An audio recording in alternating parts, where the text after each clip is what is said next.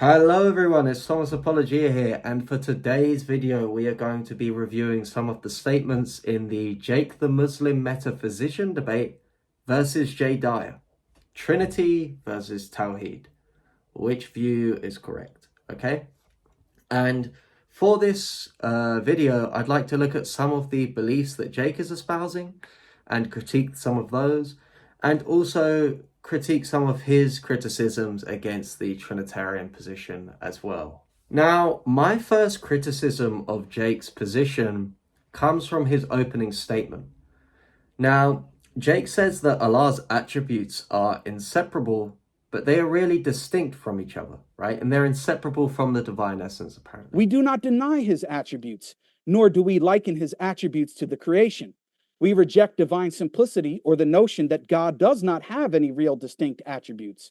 However, his attributes are inseparable from his essence. He is not composed or caused to exist by something outside of himself. So, what is the problem going to be with this?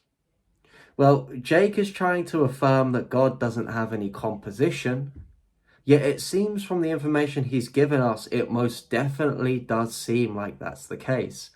And let's explain why, right? Usually when we think about composition, we think about physical composition, right? And by composition, we just mean parts that compose a whole. So for example, physical composition would be that my pinky finger here is less than the whole of my hand, so therefore my pinky finger is a physical part of this hand, right? However, when we're critiquing Jake's view of God, we are not appealing to physical composition, but rather metaphysical composition. For example, my power to laugh, my potency to laugh within myself, right, which is my predicate of risability, is a metaphysical part in me, because the attribute of risability in Thomas Apologia isn't the whole of Thomas Apologia. Like, if it was identical to Thomas Apologia, obviously it would be the whole of him, right? So therefore, that's going to be a metaphysical part of me.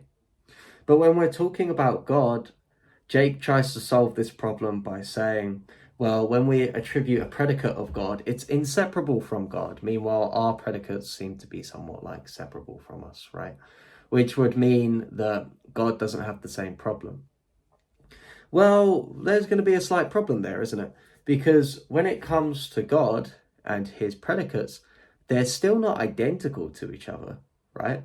So when Jake makes this big fuss about counting by identity, you can still count God's attributes by identity because there is a lack of identity between the two, right? They're not the same thing in extramental reality. Jake believes that Allah's attribute of Ar-Rahman, the most merciful, is truly different in extramental reality than the attribute of being all-powerful. And there's going to be a few problems with this, right? So the main problem is it's going to entail composition. So what do we mean by that, right? We can understand that a part is that which is less than the whole of its subject, right? And we gave a few examples earlier. And because Allah's attributes are going to be less than the whole of him, because if Ar-Rahman was identical to the whole of Allah's essence, then all of Allah's predicates would be, all of Allah's attributes would be identical to each other. And this is divine simplicity. This is the doctrine that we Thomists hold to, right? Which obviously Jake and Jay Dyer do disagree with, but I think that's a problem with their views, right? If we deny divine simplicity, because it's going to lead to composition in God, right? So the reason why that's going to lead to composition is because obviously God has really distinct attributes. They have to be less than the whole of God, of God's essence, right? Which means that they're going to be parts. And Jake might also try and respond to this by redefining parts. Maybe he'll say that parts are that which is separable from the whole, right? Well, there's two sort of ways in which we can understand like separability here. Does he mean separability in a sense of this is like something that's integral to the whole of this thing, so that if you were to take it away from the whole, it would no longer be classified as the whole? Well, I don't think that would work because, for example, with water, hydrogen is an integral part of water, and we could hypothetically take hydrogen away. However, you know, if we took hydrogen away, it would no longer be water. So I don't think he could possibly mean this by it. So then it seems like one would have to understand part to be just, it's metaphysically impossible to separate these things, right? That's metaphysically impossible. Well, a huge problem with this is going to be how we understand mereology, right? Mereology is the study of relationships between parts and wholes, right? So when we're studying mereology, it seems like there's two sort of categories, even though there may be subcategories of these two categories. It seems like there's two categories we're dealing with, parts and wholes. And when you say that Allah's attributes don't fall into the category of whole, then it seems like the only other place for it to go is part, which is why that would still result in composition. And even if it didn't result in composition, then you have to give us an answer to, okay, but you're saying that like there's this real distinctions here between these things. So what grounds what? Does God ground the divine attributes, or do the divine attributes ground God? And there's going to be problems which follow from either one of those, right? For example, like contingency in God, which is impossible, right? Might be a problem from that, which is solved by the position of divine simplicity. So I think that's problem number one with Jake's position, which he clearly lays out in his opening statement. Problem number two, which I find problematic with Jake's position, which he lays out in his opening statement yet again. What's problem number two going to be? It's going to be the problem of his Tawhid al-Madna versus Tawhid Kayfiyya problem, right? So when we talk about Allah's property of having two right hands, Allah's face, Allah's shin, right? All these things, typically Muslims don't want to affirm that it's like how we have hands and feet and shin, right? Because obviously that would lead to anthropomorphism in God.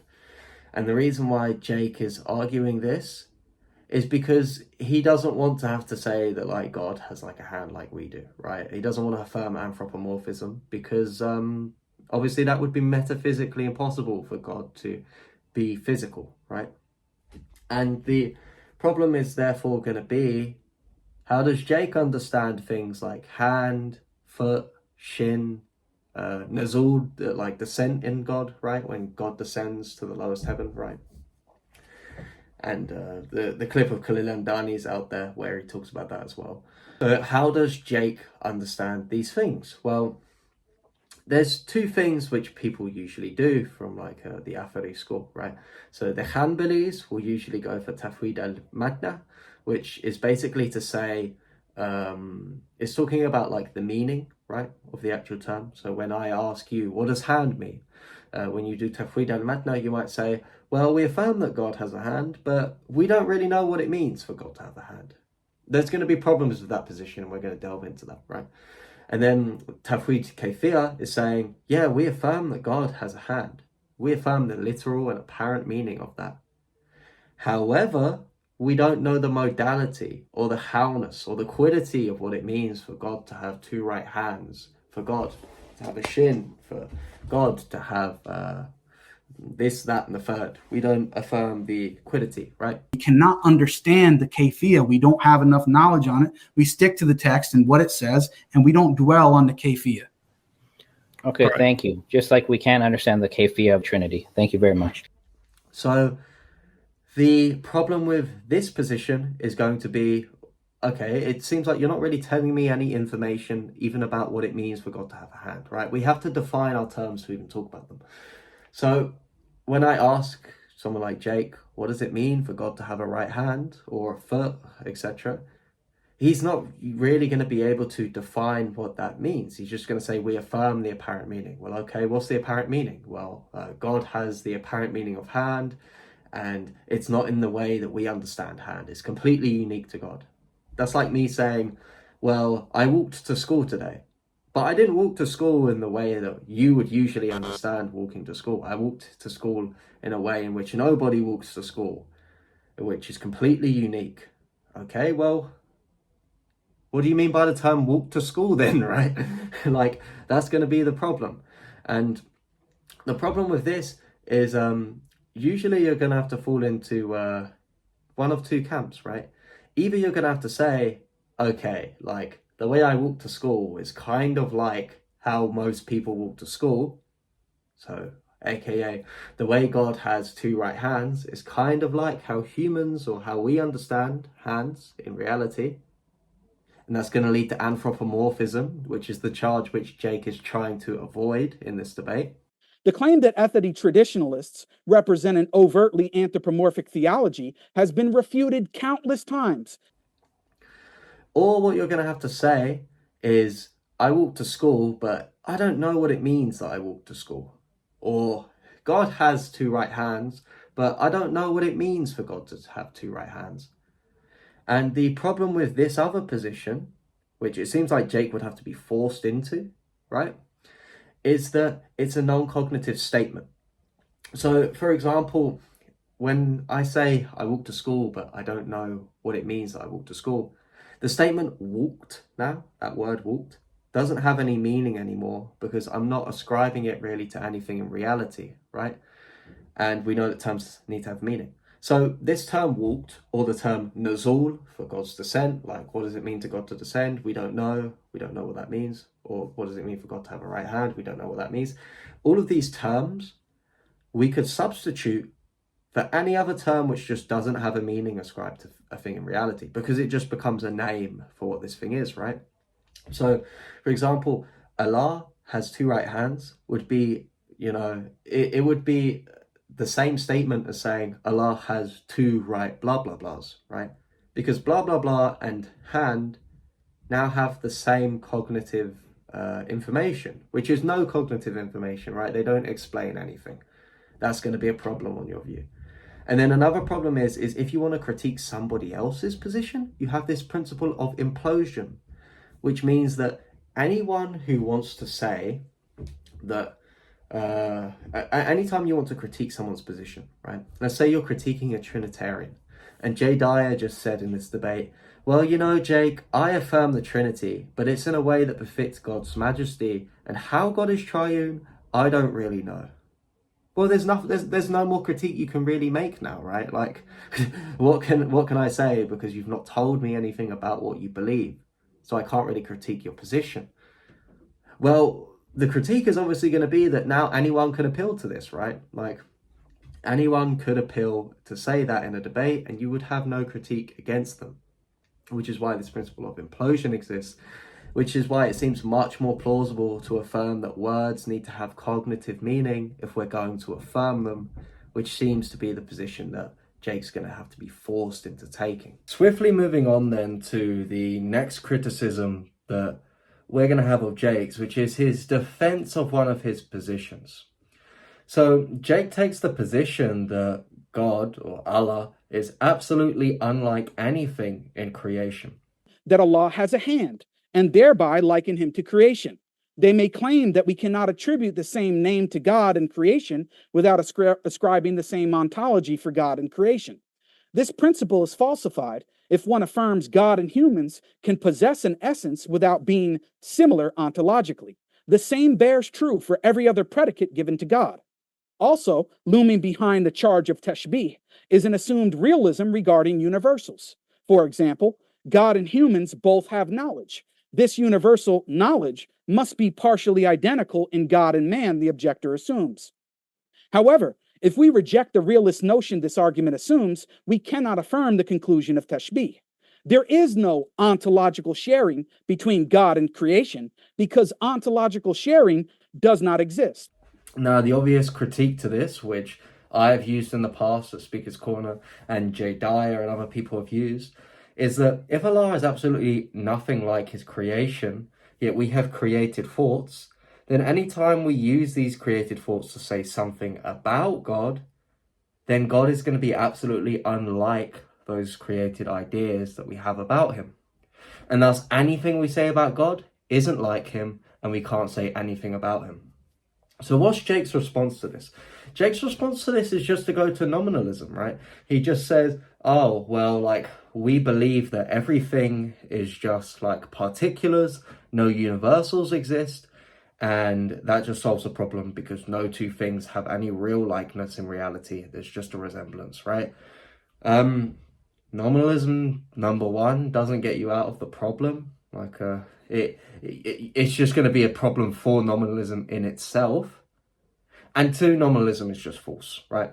And I'll explain why. And what is nominalism? What is realism? Universals, particulars.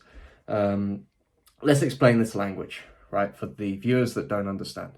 So a universal is just something which unites any two particulars.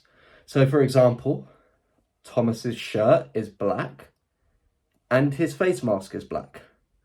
Now for the realist, there is a real likeness between Thomas's shirt and face mask, right? And this real likeness that unites these two particulars is going to be what we call a universal, right? But for Jake, he's going to say these two things aren't really like each other, but they just resemble each other, which is nominalism, right? And there's going to be three kind of critiques that I have myself against this position. Critique number one is going to be a criticism of language, right? So ordinarily, we want to say that language is shareable, right? And our ideas are shareable with other people, right? So, for example, when I say the statement that trees are tall, right? The language being used there, I think should be like shareable with other people. Like there should be a real likeness to me saying trees are tall and someone else saying that, right? Those propositions. However, if like a Spanish person or someone else just comes along and thinks in their language or something like that, oh, trees are tall. According to Jake, these two statements can't be having any real likeness to each other, but they just resemble each other. And we result in this problem where we have now this private language because no two particulars are going to be like each other. These propositions can't be like each other either because they're not universals. And so we have this private language in which we can't really understand any real meaning from each other at all. So I think like even nominalists are going to have to say that they can't live like nominalists. They just have to say nominalism is true, but we have to pretend like it's not true, right? Which is quite weird. And then problem number two is going to be an epistemological problem. So for example, nominalism envisages a divorce between our content of perception and our content of experience, right? Because obviously there can be no shared likeness between any two particulars. So, for example, when I perceive, I'm just going to grab the closest thing to me, this sellotape, right? When I perceive that, this is an empirical belief that I have, that this sellotape is in front of me. I'm believing this because it's an empirical thing that I perceive in my content of experience in my intellect, right? That's why I believe that this sellotape is in front of me. Now, if this sellotape and my perception of it, if there's no real likeness between that, if there's no real likeness between my content of perception of the sellotape and my content of experience of it, then that means that I can't justify my belief that the sellotape is in front of me, right? Which leads to skepticism because any empirical belief that I have, I can't justify. Like this plug, right? I can't justify that that exists. This book, can't justify that this exists, right? I can't really justify any of my empirical beliefs because I'm a nominalist, right? But if you're a realist, you can just say, well, yeah, there is a real likeness because universals exist, and then the problem is solved. So that's two problems. And then an obvious problem number three is going to be mathematical truths, right? It seems like an obvious a priori truth that 1 + 1 = 2, right? And Jake in the video wants to say, he's trying to frame it as if nominalism is the intuitive position. If there are no such things as immanent universals, then quite literally the Trinity cannot exist. Now, Jay makes it seem so obvious as if these things, such as universals, these entities, and so if people don't know what they are, right? You know, you can see this piece of paper here, this white piece of paper. The idea that Jay Dyer wants us to believe that he thinks is so obvious is that there is something, can you picture it, people? There's something in this piece of paper that is actually identical to the white stripes and the whiteness in my color and my skin complexion. That's what Jay Dyer wants us to believe, is that there's this thing that's a universal whiteness which exists that is partially at least identical in the paper and also in Jay's forehead. Well, if he thinks that that's so obvious, I'd like him to give an argument for that. But nobody really thinks nominalism is intuitive, to be honest. Like, is it really intuitive to say that like 1 + 1 doesn't equal 2? That's the most counterintuitive thing ever, right? Like, so for example, mathematical propositions and truths are going to be universals, but obviously nominalism denies universals. So therefore, under nominalism, the proposition 1 + 1 = 2 can't really be true in reality. It's just going to be true in particulars, which is going to be very counterintuitive. But he wants to act like, oh, Jake, the whiteness in your forehead and the whiteness of this sheet of paper, right? Oh, he actually believes that something unites these two things. How could you believe that, Jay? Well, don't try and like pretend like nominalism is the intuitive position, because it's clearly realism that's the intuitive position here. I don't think nominalism is, even though there are some very smart people who've tried to defend it. I think just based on these three arguments alone, we can disagree with that, right? And why is this argument still going to go through, right? That if Allah doesn't have a real likeness to things, then we can't say anything about him. Well, one, his defense of it, nominalism, is false. So therefore, he doesn't have a really good defense of the argument. And two is going to be, when we predicate things, there's three types of predication. Some people will choose two subtypes for equivocal predication, but most people are going to say, especially in the Thomistic school, we're going to say there's three types, right? Univocal predication, analogical predication, and equivocal predication. What does this mean? So first of all, predication is just ascribing a quality to a thing, right? So what's univocal predication? Univocal predication is where I just mean the same thing in the exact same sense. Thomas' shirt is black, Thomas' face mask is black. I'm using the term black univocally because it means the same thing here.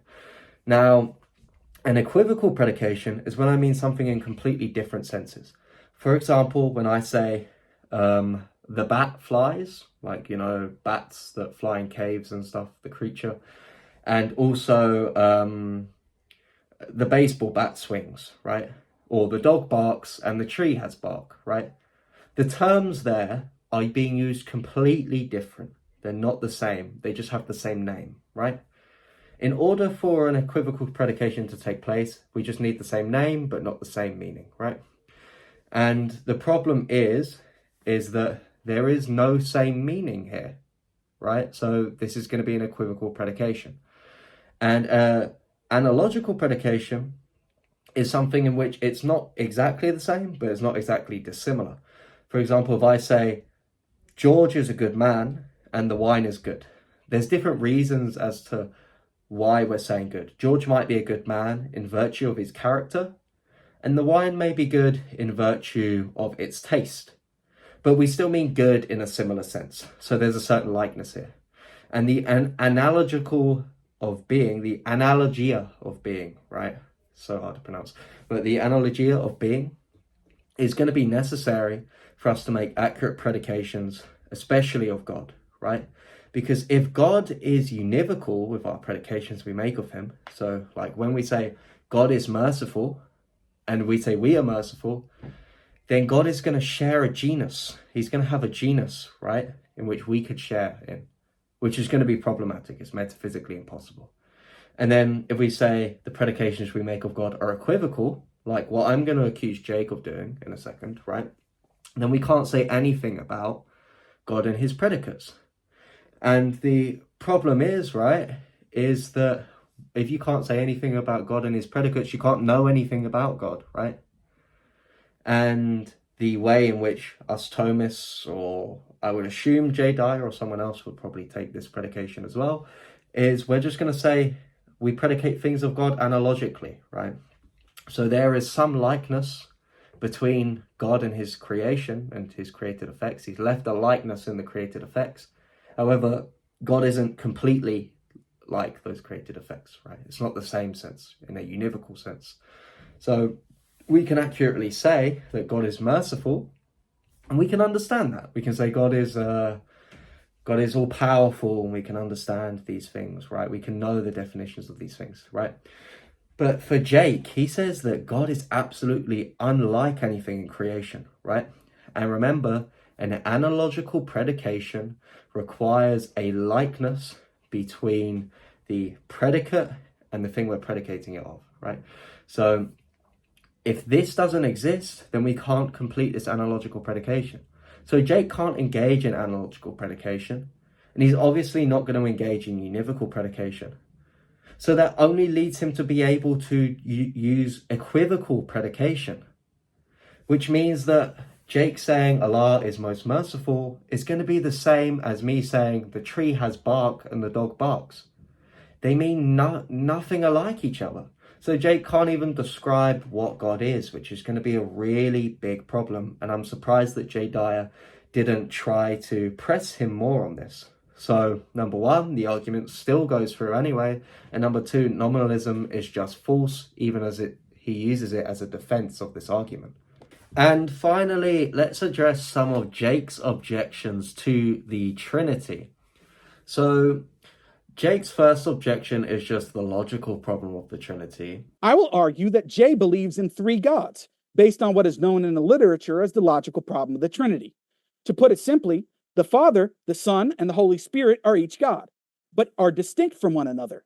The normal method by which we would count would mean that there are three gods. Eastern Orthodox scholar Bo Branson states, and I quote, "The doctrine of the Trinity is central to mainstream Christianity, but insofar as it posits three persons, Father, Son, and Holy Spirit, who are one God, it appears as inconsistent as the claim that 1 plus 1 plus 1 equals 1. So the common so-called Muslim meme of 1 plus 1 plus 1 is right on target." I expect Jay to attempt to reply to this argument, but as we will see later, his responses will not help him and will only create further difficulties. Jesus can either be said to be God in a sense of identity or predication. Okay, so for example, when I say that there are three humans, let's say Thomas, John, and Paul, right? Each of these three humans have humanity predicated of them. It's a quality ascribed to them, right? And because of that, we count 1, 2, 3 humans, right? And Jay Dyer takes this understanding of the persons of the Trinity being God, right? He says Jesus is God by predication, so is the Father, so is the Holy Spirit, and so on and so forth, right? So the problem with this is Jay Dyer is just going to respond to it by taking what Dr. Bo Branson uses in his dissertation, right? Which is just to say that there's a different way of counting in ancient times, which is basically just counting versus identity versus counting of division, and this solves the problem for their position. Now, of course, I actually disagree with this, right? As a Thomist, I'm going to say that Jesus is identical to God, the Father's identical to God, the Holy Spirit's identical to God, which comes on to the criticism of transitivity in the Trinity, right? So in identity, we have an inference rule where it seems like if A and B equal the same C, and they're identical to that C, then A must equal B, right? If I say the 42nd president of the United States has gray hair, and Bill Clinton is the 42nd president of the United States, and it seems like Bill Clinton has gray hair, right? The rule of transitivity. Now, the response that a Trinitarian Christian can make to this is just by saying that transitivity doesn't apply in all cases. So, for example, with action, passion, and motion. So, for example, me picking up this bottle of drink right here, right? If I pick up a water bottle, the action of me picking it up and the passion of the bottle being picked up is identical to the same motion, right? That's one motion there. However, the passion and action of that is really distinct. And thus transitivity doesn't apply there, because otherwise passion and motion would be identical to each other.